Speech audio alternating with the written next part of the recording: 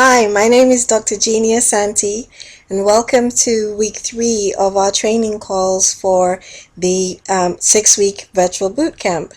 This week's training call is about emotional barriers. So if you recall, week 1 was for diet and nutrition, and we swapped weeks 2 and 3. Week 2 was about exercise because quite a few people needed to just get a head start on exercise. And week 3 to me is the all-important week, actually, because it's about emotional barriers to weight loss, as well as some reflection and the fact that it being 3 weeks, we should have formed a habit by now. So we're going to talk about emotional barriers this week. Next week we're going to talk about accountability. For week 6, it's about motivation. Week 5, it's about motivation, and then week 6 will be Q&A. So with this being the 3rd week, you should be familiar by now with how our calls work. We do some housekeeping, and then I go through the agenda, what we're going to talk about, and then we just go right through and talk about helpful information that will help you for each week. So for housekeeping, again, for those of you, it's week 3, so by now I should have received your survey back, where I could have given you an exercise plan and a meal plan as well. And actually, for the most part, we have most of them back.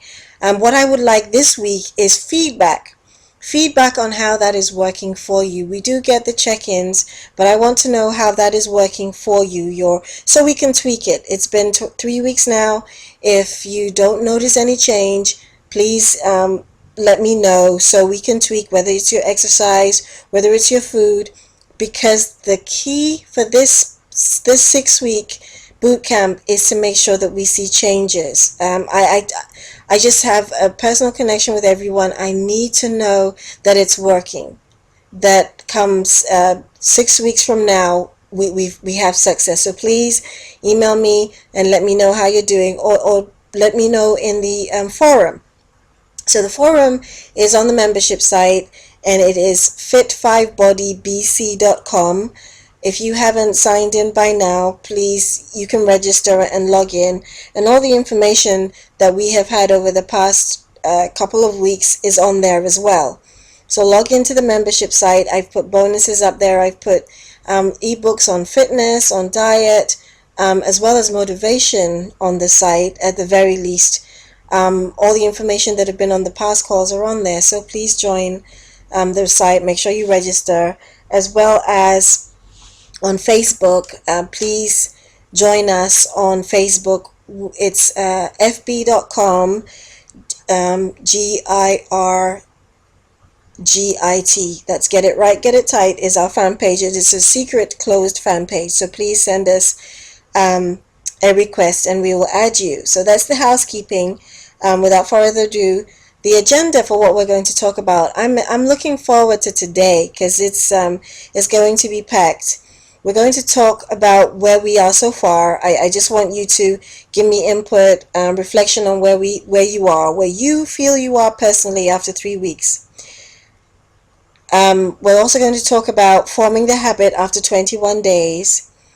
We're going to look at emotional barriers to weight loss and why, at the beginning of each year, so many people are gung-ho with their weight loss goals, with going to the gym. One of our members have found it so frustrating because she'll go to the gym like 6-7 o'clock at night, but when people are just so motivated, especially at the beginning of the year, she had nowhere to park. She was trying to go to Zumba class, had nowhere to park, had to leave and come back. That's frustrating. But the difference is, the first few weeks of the year, people are so psyched, or when they start a weight loss program, they're so psyched and ready to go. They go for a while and then they stop. They eat well for a while and then they stop. One of the fans on the Facebook page, when we were checking in, she said she was just tired of eating salads. So what we're going to talk about here is, what are the barriers? Why is it that people start and then stop? and worst case scenario, they put the weight back on and then more. And this is where this program that you're on is going to be different from all the other programs that you see. This is where the rubber meets the road, and this is what I'm proud of, because this is what we're going to look at to make sure that you don't fall back. And we'll keep stressing this so that you don't fall back. So we're going to look at the emotional barriers, and then we're going to go deep into emotional eating. And what is emotional eating, so that you can tell the difference between emotional eating and physical hunger, when you're actually hungry or when you're just reaching for something to feel the need for how you're feeling emotionally at that time. We're also going to look at comfort foods and how to recognize when you're eating based on emotion. And most importantly, we're going to look at managing emotional eating, so that over the next weeks, months, and years, you can come back and reevaluate, take another look, and not go back.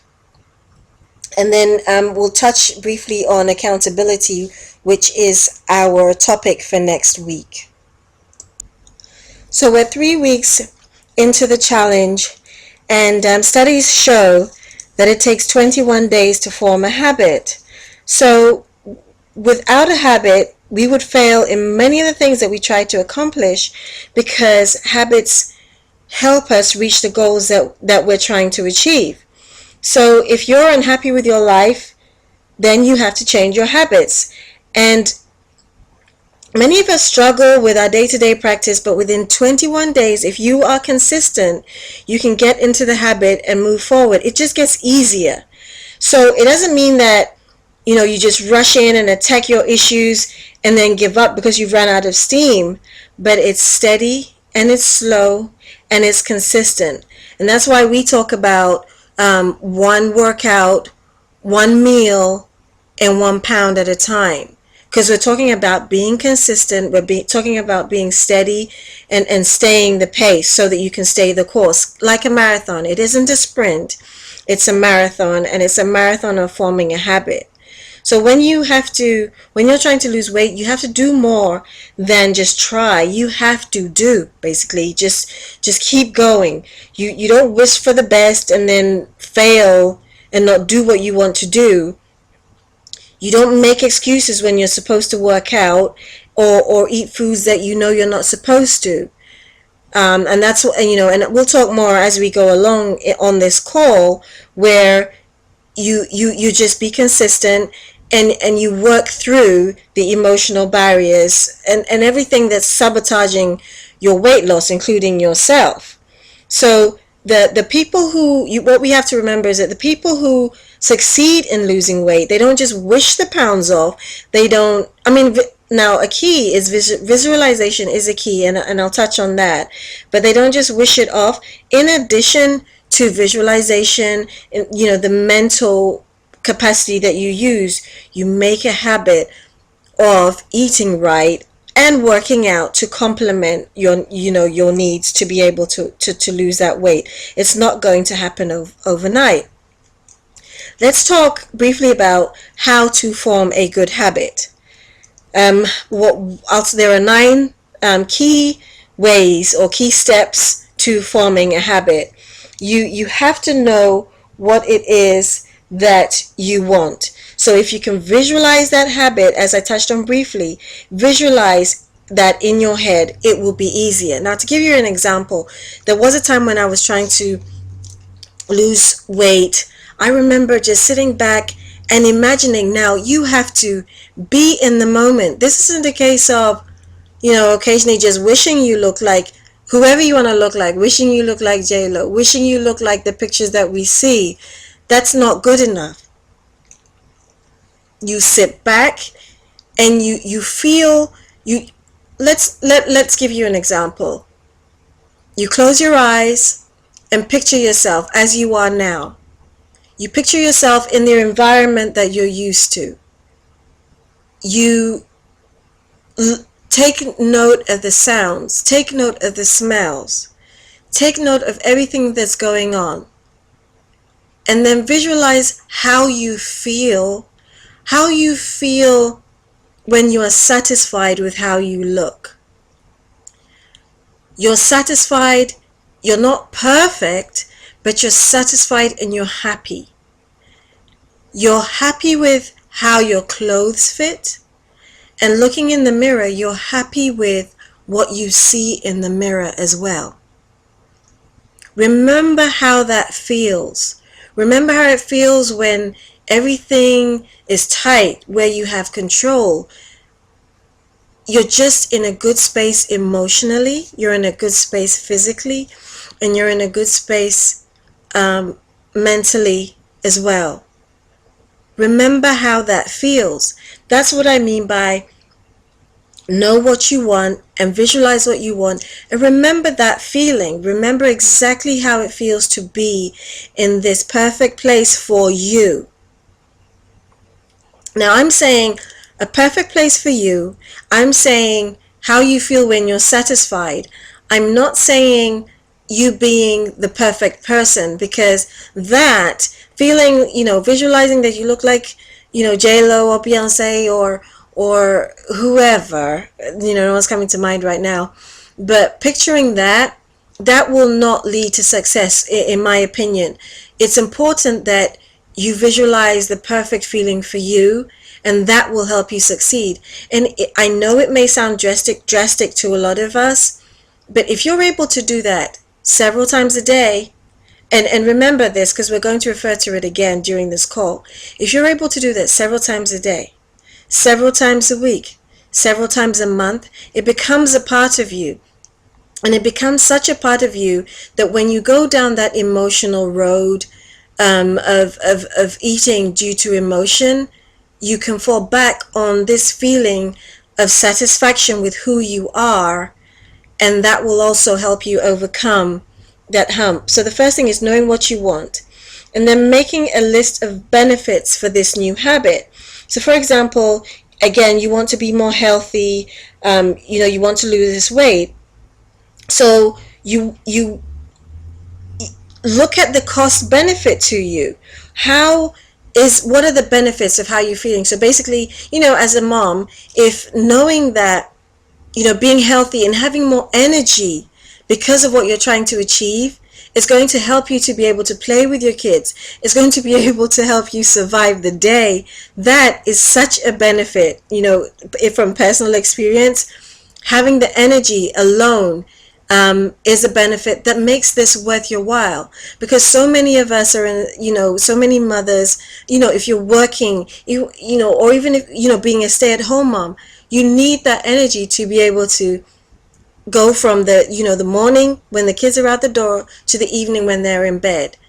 And so I'm talking, I'm not talking even about, just losing 10 pounds. I'm talking about having the energy. So again, list for you personally, that was an example, the benefits of your new habit.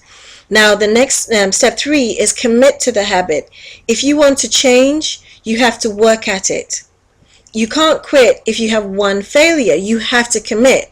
So again, over the past 3 weeks, there have been, I know that, from my personal experience, there have been so many times that I fell off the wagon, wanted something sweet, and I had it. But there have been so many times as well that I felt that I deserved something and I didn't have it, because I knew that when I thought about it, I knew I didn't deserve it. I hadn't worked that hard anyway, and I was able to talk myself out of what I needed, or what I felt that I needed, right? So I committed.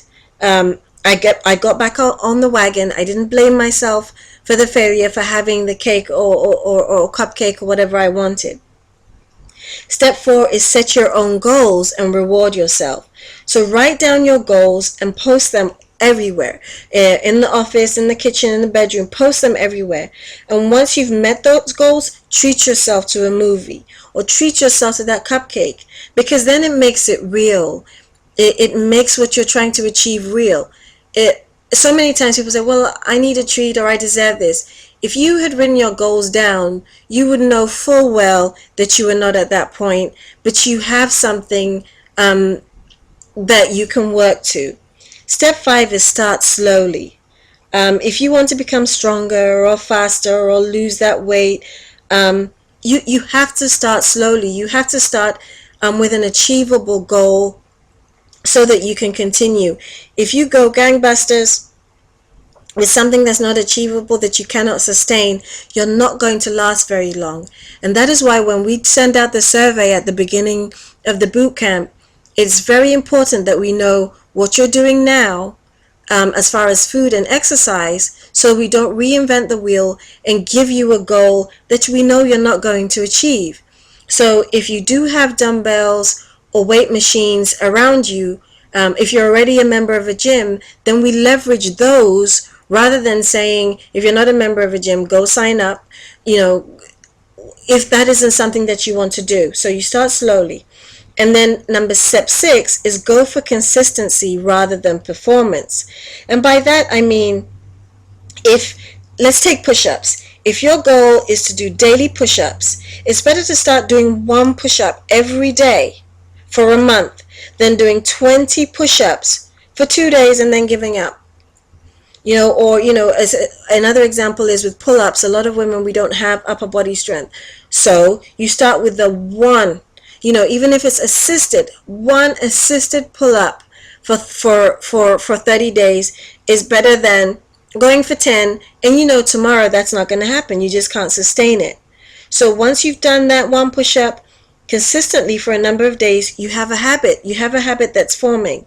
Now you increase those push-ups gradually, and then you strive for the same number every day and keep going. So then you can be consistent. And I spoke last week about a friend of mine who for years her only exercise was doing sit-ups. And she has 4 grown kids and washboard abs because she has been consistent with those. Step 7 is consult a friend, and that's what they're there for. If they're good friends, that's what they're there for. We do talk about accountability next week, but consult a friend so that they can help you in times of need when you are looking for motivation, and to be able to be kept on track with your accomplishments. And that's why we have our forum, and that's why we have our Facebook page. It's so important. I see all the time people who don't have that support system. It's something that we take for granted, and I have learned that I cannot take that for granted. I need people to help me make sure that I'm on it and I'm working out. So even though I have a small child, I have my friends who will come and work out with me, so that we make sure that, we're consistent.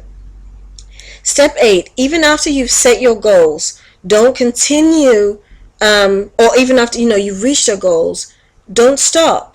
Don't stop exercising. You have to make this a lifetime goal. If you're serious about it, you can't stop after 3 weeks. Now, over time, when you start and you stop and you start and you stop, over time, and I've observed this over the years, that there are so many people who would stop and then not go back to exercising for a month, 2 months.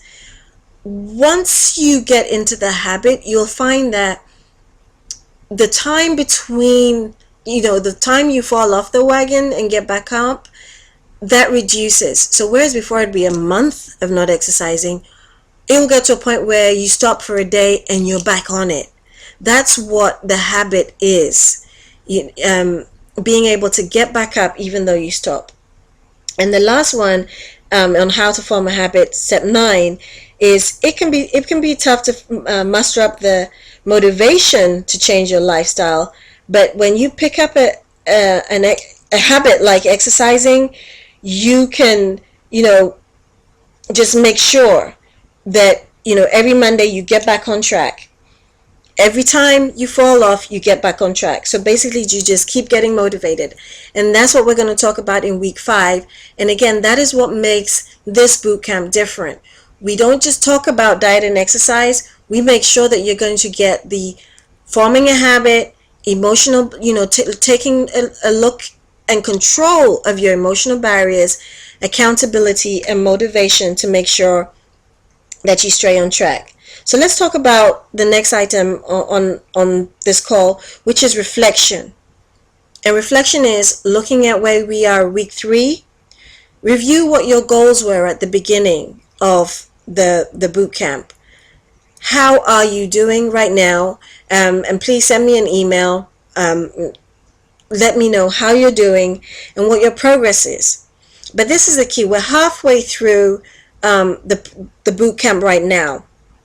And as I said, it takes 21 days. So if we're halfway through and you've been coasting and you haven't been consistent in doing what you need to do, well, guess what? You have 21 more days to start. This is your second chance. So we talked about forming a habit. If you fell off last week and you're thinking, oh God, I've fallen off, this is the difference. It's not the end of the world. You can start again and form that habit before it's too late and before the end of this boot camp. If you're well on your way in week 3, then kudos. Let's continue and make sure that we get to the end and achieve. Because as I said last week, several people have lost at least a couple of pounds, and for some, our percentages are different. Our body composition is different. So some have lost 2, some have lost 5. This week I got updates, some are on 7 pounds. So that's 7 pounds in 21 days. That's huge. Literally, pardon the pun, that's huge. So we can make it. We can make it 10 pounds for this 6 weeks if you want to continue. Let's move on now and talk about emotional barriers to weight loss. And within this emotional barriers to weight loss, we'll then dig deeper into emotional eating. So there are 8 key emotional barriers to weight loss. And one key statistic that I'm aware of is between 20 to 26%. So a fifth of the people who lose 10% of their body weight, only 20% of this group of people keep the weight off.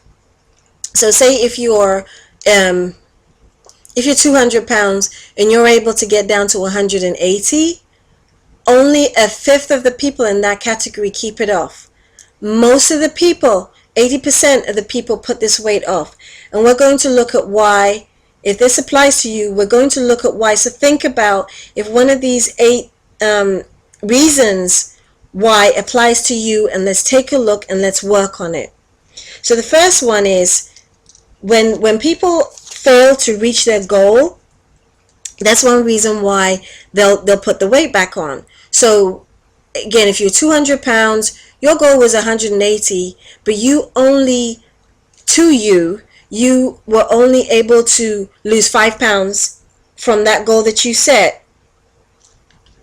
It's likely that you'll put the weight on. Or let's look at the positive side. If you were able to get to 180 and lose that 10% that you were looking to lose, and I realize that my math is wrong. 10% should be 20 pounds. 10% of 200 should be 180. That improves your confidence, how you look, how you feel, your self-esteem. That makes a difference. So you're less likely to regain that weight if you're satisfied with your weight loss. Remember, I mentioned being satisfied with your weight loss again. So it could be that someone was striving to get to 150 pounds, so losing 50 pounds out of that. But say you reached 175 pounds, as long as you were satisfied, that is where the difference is. If your goal was 150, you got your 170, but you looked in the mirror and you were happy with your sexy and your sizzle, then you stand a better chance of keeping that weight off. So, and because when that is not the case, then that is a barrier for you to maintaining that weight. The next thing is thinking in extremes, where you have someone, if you're someone who always thinks of things where the glass is half empty instead of half full, and that applies to what I just said as well. But if you're someone who it's half full, then even if you didn't meet your goal, that's not a failure to you. You're looking at the positive side. You're looking at, well, I have more energy. I lost 30 pounds. I have more energy. I can play with my baby now. That's huge. I lost 30 pounds and I've lost a dress size. I've lost 2 dress sizes. That's a big deal. And if you're able to look at it that way as well, you stand a better chance of losing more, even if you hit a plateau, and you stand a better chance of not gaining that weight back. So the next one is emotional eating, which is a big issue for so many of us, myself included. And I'm going to touch back on that one after we've talked through all the 8. Number 4 is when you do not have any restraint in making your dietary choices and the amount that you eat. So if you don't step away from the table, and if you, again, driven by emotion though, you eat all the stuff, you have pizza 5 days a week, and you have the whole pizza 5 days a week, that again is another barrier that we need to look at. Now, number 5 is when we talk about the cost outweighing the benefits, where people give up because you don't have a sustained reward. So you've got some benefits. You looked at some of the benefits. It's like, oh, well, I did lose 10 pounds. But to you, losing that 10 pounds, you don't really realize how significant that is. So some people, well, the cost for me to lose weight is, it's expensive. It's expensive to eat organic, for example. It's expensive in terms of my time. It's expensive in terms of my effort, guilt, and many other things. Well, if that's the case, then you are not going to continue if you don't think that how you look, the fact that your health is improved, the fact that your clothes feel better, the fact that you feel in control is not more important than the time, the effort, and the frustration. Then you're going to revert back. And that is so important that is addressed and we don't fall back. Another emotional barrier is, number 6 is depression. And there are so many cases where no matter how well we do, if something happens in life that just sets us back, and we get depressed, then it's a wrap. We don't continue. Depression is key, and unfortunately, it has such a high impact that we need to address. The other is number 7, body image, where we just have a really negative view of how we look. Again, never satisfied. No matter how we look, no matter how much we succeed, there's still a negative instead of a positive with our body image. And then number 8 is the fear of failure. So people won't hold themselves accountable. We don't hold ourselves accountable. We don't even make the journey because we're afraid that we're not going to succeed. So we don't even get to step 1. And you know what? Today I realize that I am in that case. We all have different goals, different places we need to reach. And I realize that I'm in that case because for my next birthday, I have a goal that I want to achieve. And I realized that I was stuck, thinking about moving forward on that goal and putting things in place for that goal, because I'm like, well, I don't know if I'm going to do it. So I need that push and that kick to get to where I want, where it's like I want to be fitness competition ready. So that is my goal, and I need to get over the fear of failure. With life happening, I need to make sure that I move on from that as well. So what we're doing here with this the Fit 5 Body Virtual Bootcamp, as you see, is we are making sure that we pair the nutritional needs, your fitness, exercise needs with these emotional tools, so you have a better chance at losing the weight and keeping it off. So what we're going to do again now is look at what you do when you're driven by emotions, how you deal with stress, and then, but most importantly, tackling emotional eating. So the first thing is, what is emotional eating?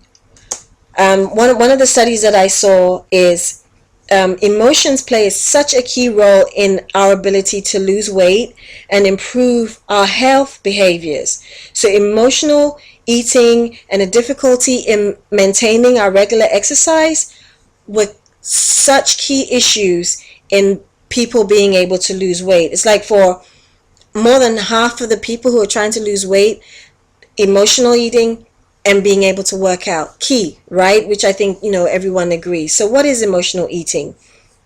Emotional eating is when you eat based on emotions. So, and let's look at, you have emotions like happiness, boredom, sadness, anger, depression, anxiety, any of those emotions and more. This is just, a small list.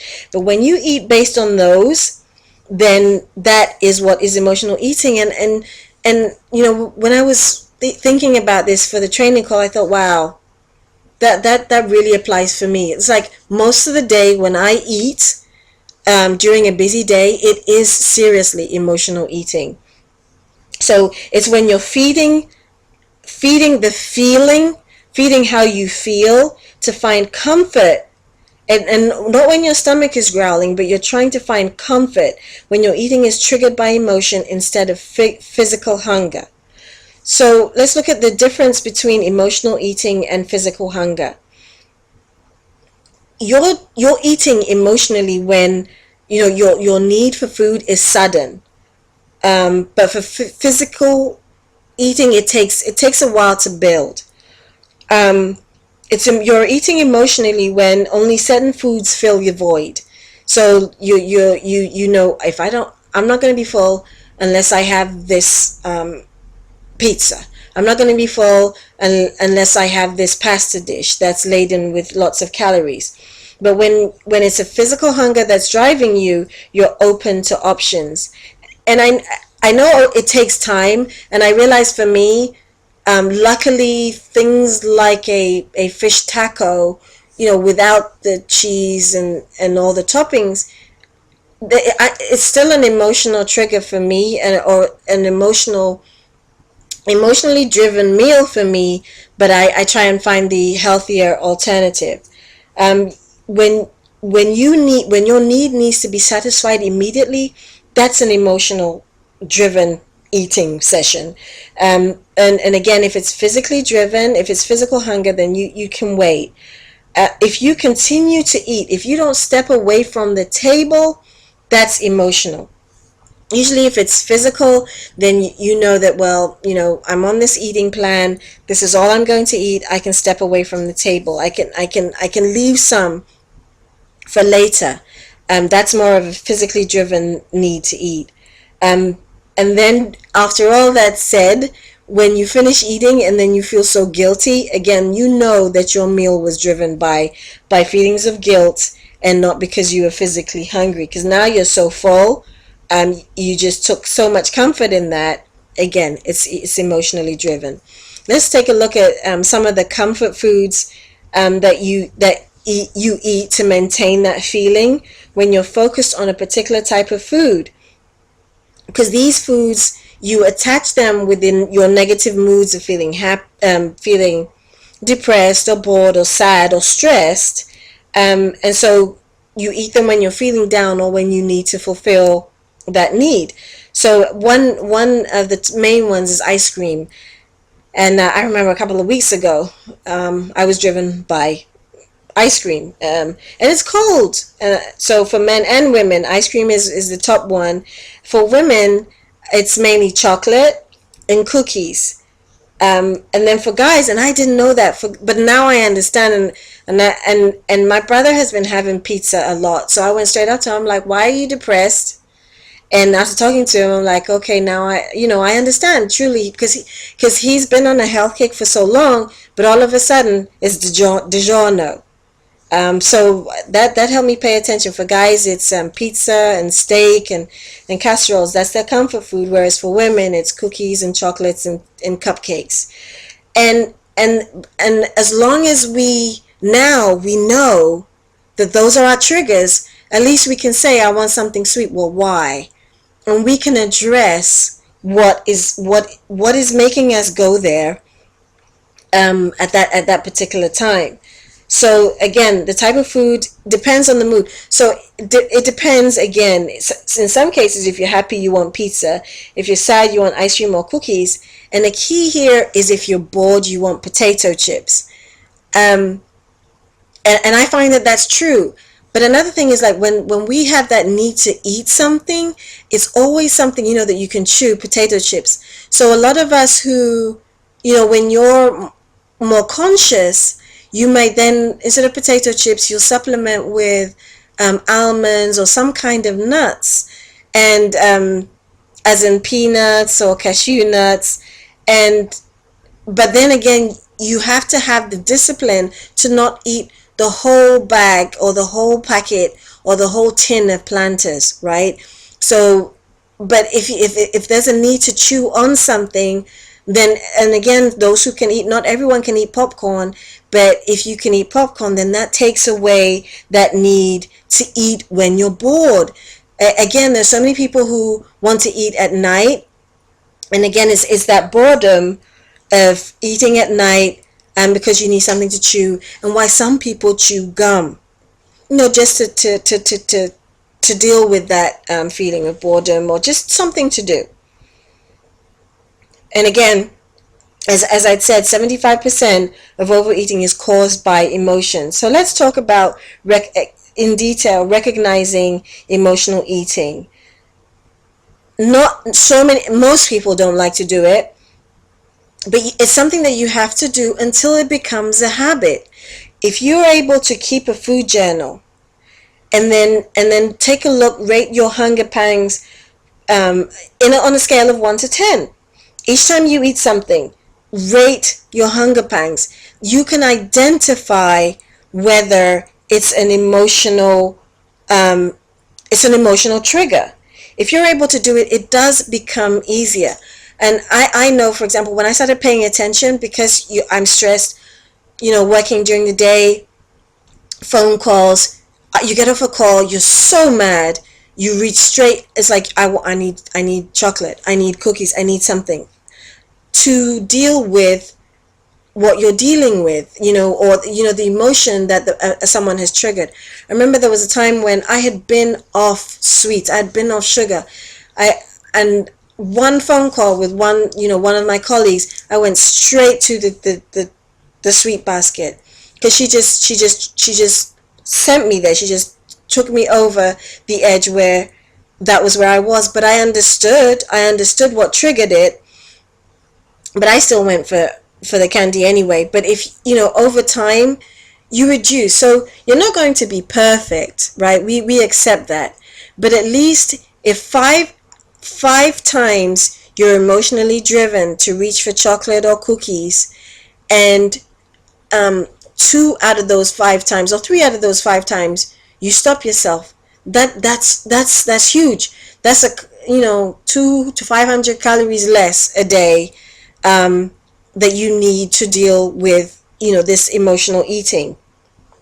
So if possible, I suggest do that exercise for this week of emotional eating, of keeping that diary, making sure and it's even if it's a post-it note, right? Have a post-it note at your desk.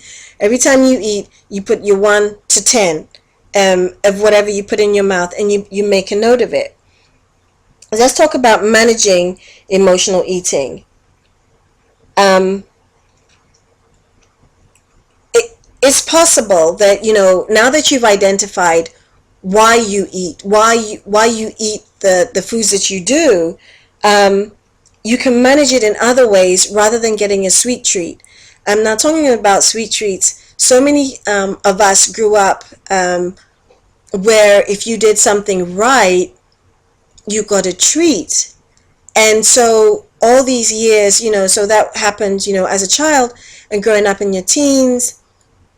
So as an adult, that's the same thing, where you're conditioned to treating yourself based on some sweets, and to the point where even if you didn't do anything, you're treating yourself with sweets.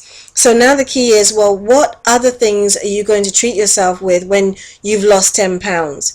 So many of us will say, well, if I lose 10 pounds, I'm going to have this. I remember saying, if I lose 10 pounds, so one of my dear friends bakes, and she does the best red velvet cake in the world.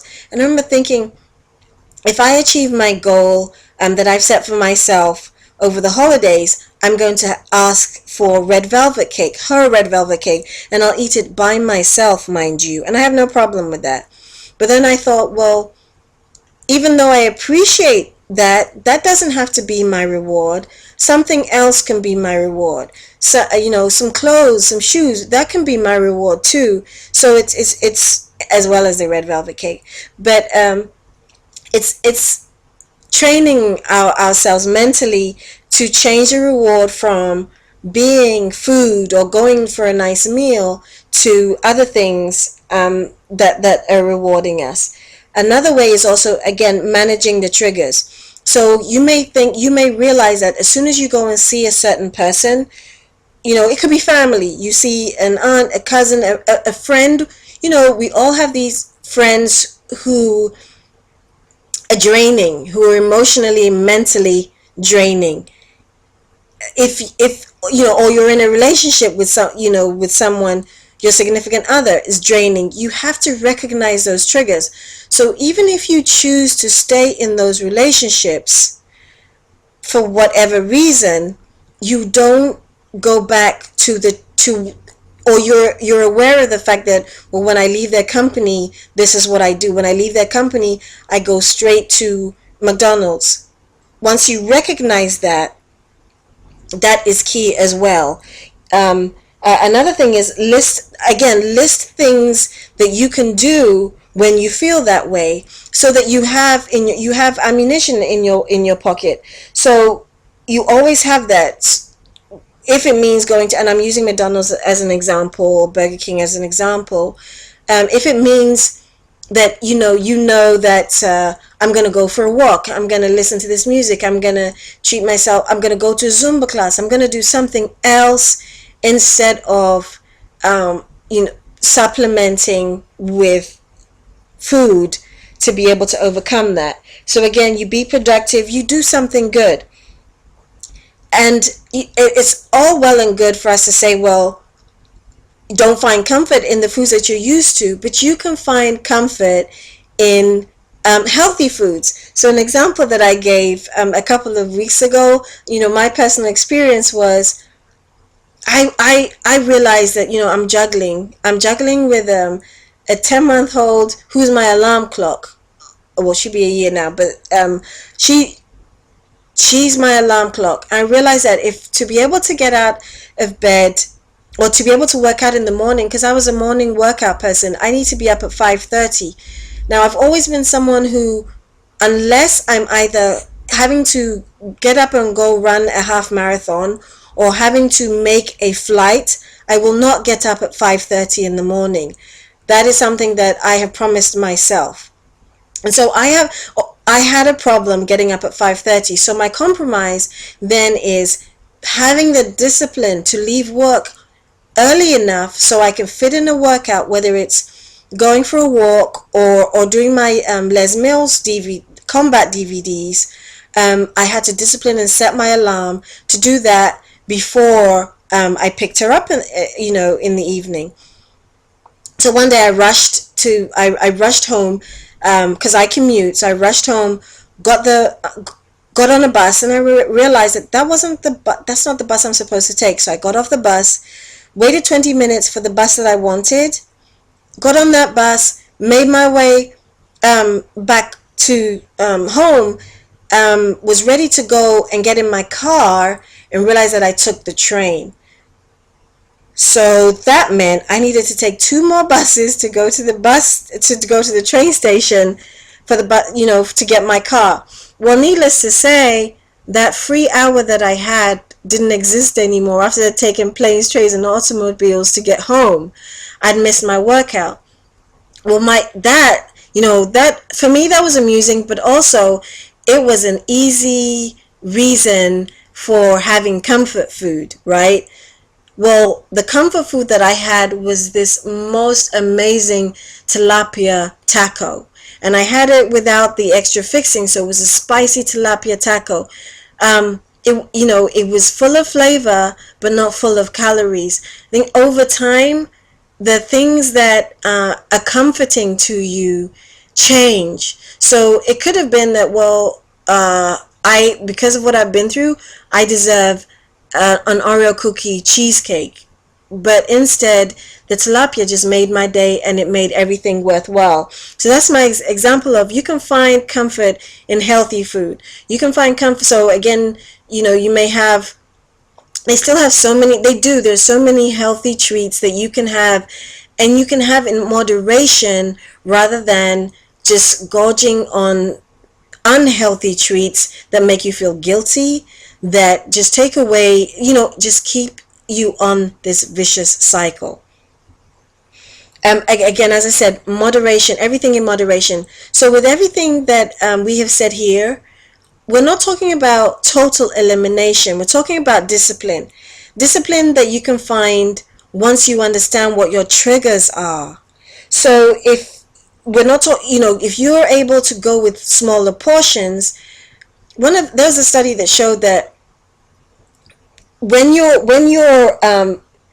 memory of a treat, or your memory of having comfort food, is triggered after just 4 bites. So I'm going to use my Oreo cookie cheesecake as an example. If I just had 4 bites of that cheesecake and I stepped away and I saved it, now I know I'm not disciplined enough to just step away from a cheesecake slice like that, so I usually just don't bother. But if I had the discipline to, and I only had 4 bites and maybe shared the rest, then next week my memory will still be that I had that cheesecake. If I had the whole thing, it's going to be that I had that cheesecake, I was so full, I felt sick, and in the end I sabotaged my clean eating. So think about that. Again, it's so important. If you can have just 4 bites of what it is that you crave and step away from it, that is going to be comfort enough.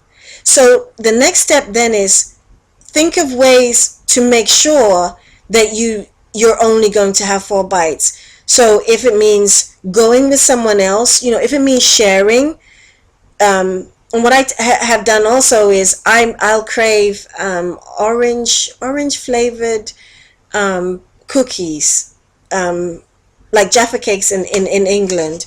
If I crave those, then what I know to do is just buy it. Even though I may buy a box, I'll take a couple and then share it. So I'll take a couple, and then you can put it in the lunchroom, so that you know that you've satisfied that craving, but you've shared it, so you're not the one who's eating everything. You put yourself in situations that mean that, again, you satisfy that craving, but you don't go overboard. You don't go outside those boundaries. That is so important. So again, to summarize, make sure you recognize the triggers. Make sure that you know what is going to put you in that position, so that when it does happen, you don't succumb to it. You have more control, and then you substitute those feelings with other things that will take away from that. Another thing, again, is you don't have to totally eliminate, but you do everything in moderation, so that at least you were able to find that comfort.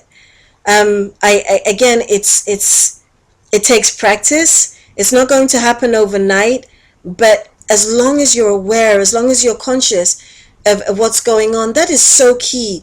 I feel that recognizing the emotional eating side is what has meant that, even though last year I wasn't able to work out for so many different reasons, because life happened, I have still been able to maintain my weight.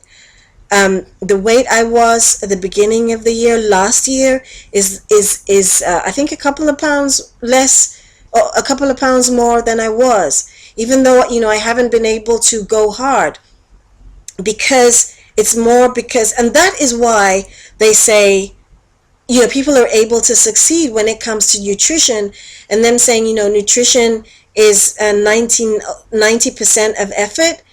It's nutrition, but the foundation of that is your mental. It's what's up here. It's what's in your head.